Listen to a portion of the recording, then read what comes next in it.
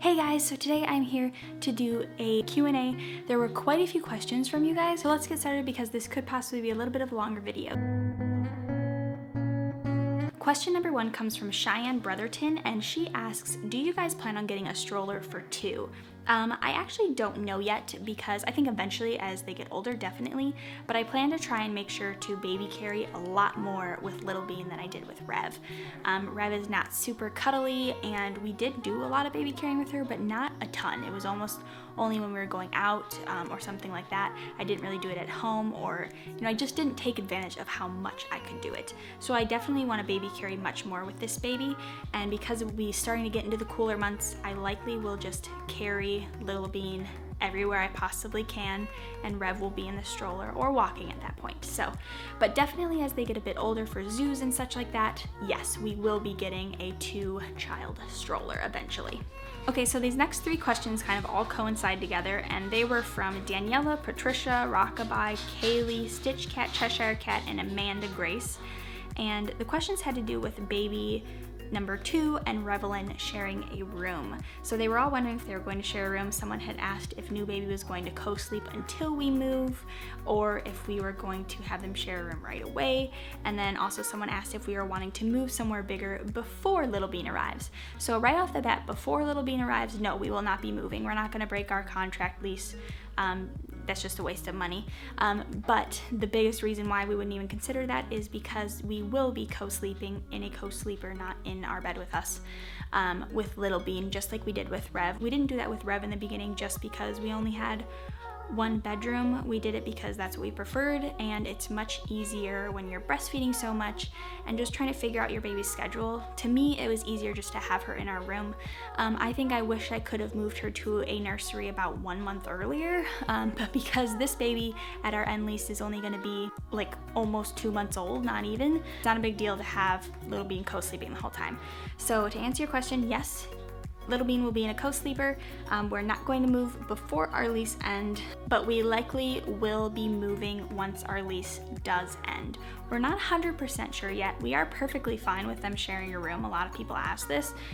Once we do want to move them together, I don't think we have an issue with it, but it would obviously be more ideal if they could have their own room. It will all be dependent on finances and just where we are at that point, whether we decide to rent a house or what we decide to do. So we're not sure yet, and we're not really in a rush to figure it out. If we decide to stay another year, it's not a big deal. Tori A asks, what do you feel will be the most challenging yet rewarding thing about having 2 under 2? I mean, everything about having kids is rewarding, even the tough times, but I think obviously the most challenging part will be that they're at stages where they really need mom and dad still, and it's going to be hard to juggle the 2, and obviously that's always going to be a big challenge.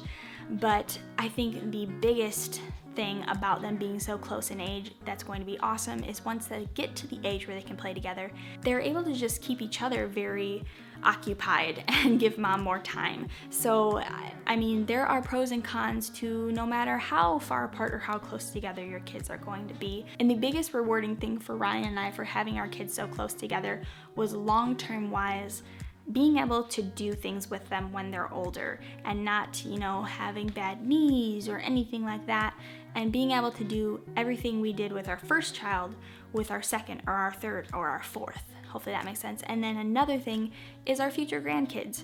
Even if you have your kids at a decent age and you're able to do everything with them, if you have your kids a little bit later, it can be harder to be able to do things with your grandkids. So, I mean, Ryan and I have always been long-term thinkers, and so just thinking about those kind of things that, we would like to be able to run around with our grandkids and run around with our kids when they're, teenagers or whatever, be able to just go and have fun and hang out with them. So that has been a big take of why we wanted our kids so close together. Next question comes from Tori A and Brittany Bridges, and it was 2 questions, kind of similar.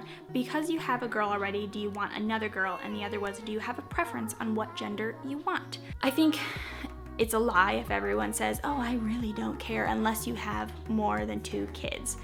If you have 0 children and you're pregnant, or you have 1 child, you pretty much are always bound to have one gender you would slightly prefer, and that's normal. Obviously though, if it ends up not being the gender you had hoped for, you're perfectly happy, and as long as baby is healthy, that is all that matters.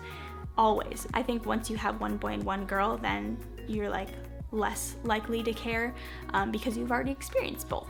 But in retrospect, obviously I would like to have a boy because we already have a girl, and as you guys know, we want to adopt, and we really only want 2 biological kids, which that's a question later.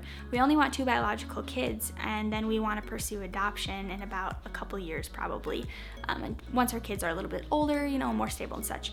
But because we only want 2 biological kids, obviously we'd like to experience both. But I've thought about it, and honestly, I'd be perfectly fine with a girl. I actually know nothing about raising boys. I didn't have brothers. I know nothing. All I know is that they like to destroy things, and that scares me. But I would obviously love to experience having a boy. If we could have a boy, God willing, that would be awesome, but if it's a girl, I'd be just as happy. Ryan is absolutely adorable, and he does so well with having a daughter. The 2 of them are just so cute together, and so seeing him with 2 daughters would just be double the cuteness, so I'm perfectly fine with that. So to answer your question, I slightly do want a boy over a girl, but I am honestly perfectly happy with both. Rachel McDonald and Annie Hughes asked 2 similar questions, and that was, do you have any names picked out for little Bean, and will you share the name when you reveal the gender? And then also Lori Mitchell asked, will you do a name reveal? So do we have names picked out? Yes, we've had the boy name since before we found out Revlin was a girl, and then the girl name has been on a short list of girl names, and now we have narrowed it down since being pregnant to which girl name it will be. So as you guys know, we always choose unique names. We want our kids to have names that nobody else has, so it's likely a name you've never heard of.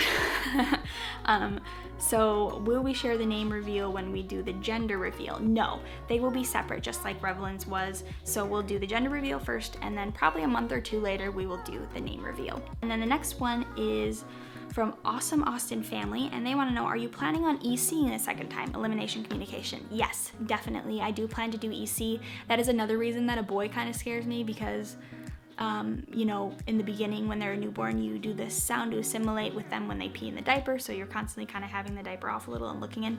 Having a boy scares me doing that. It definitely will be a whole new world seeing a boy, but I still want to try it completely. I love being able to do it with Revlin. I like that I have not had to change a poopy diaper in 5 months, so I will definitely still try with baby number 2, and I know it will probably be very different, even if it is another girl, just because of personalities. But yeah, we do plan to do EC with baby number 2 as well. Pink Curly Top asks, is it the lighting or is Rev's hair turning really light? And she was asking in that specific video. Revlin's hair is extremely light blonde, kind of dirty blonde in some parts. She obviously was born with like almost black hair, but it's just kind of slowly gotten lighter and lighter. It turned red at one point, and now it's just going pretty blonde, which both Ryan and I's hair did that when we were a baby. So yes, her hair is just really light. Cherry Wallace 123 asks, how many kids do you want before you pursue adoption, and how many kids would you like to adopt? I kind of touched on this before, but we would only like to have 2 biological kids before we pursue adoption. I think part of me will always want to try for a boy if we have 2 girls, but I want to make sure that if we want another child, that we do it for the right reasons, that my only reason is not just because I want to try for a boy. You know, I don't want that child growing up thinking that I didn't want them because they ended up being another girl, you know? I want to make sure that the reason that we have that baby is because we want to add another addition to our family, not just because we want to try for a boy. So hopefully that makes sense. At this time though, 2 is what we have planned, but that could always change, you never know. So how many kids would you like to adopt? We would like to adopt 2. Both Ryan and I have kind of decided where we want to adopt one from. Well, we kind of decided, you know, I would choose from one place, Ryan would choose from another. Ryan has chosen his place hands down. I have not yet. I've been debating between international and adopting here. Now, adopting here, sadly, is a lot more difficult than adopting internationally, which is why a lot of people go international. But I really would like to. There are so many kids in our foster care system, I'd kind of like to adopt a little bit older child.